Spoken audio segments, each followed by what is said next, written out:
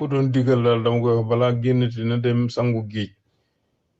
dem ci géej gi sangu juróom-ñaari yoon soog a génn dem su ko defee mu xorom si géej gi au moins saf ci yaram wi li Ousmane Sonko waxoon ne ñi metu ñoo laal kenn looloy dëgg xoola Amadou Ba mii fu mu jaar yuuxu yi sabote yi lu ne sonkorisation bi lu ne ñu ngi koy waaye doo gis benn doo gis benn nervi laal kenn depuis booba léegi depuis ñu yàquwanteeg seen nervi yi ba léegi gisoo kenn ku ñemee laal kenn fi mu toll nii walaay xam nañ ni wure ba dem na këng wala ari gasoil bi ñuy yàq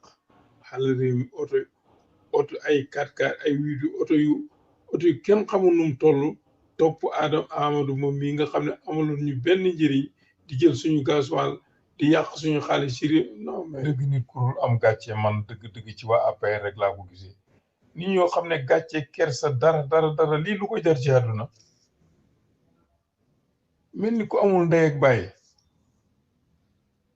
mel ni koo xam ne kenn xamul foo juddoo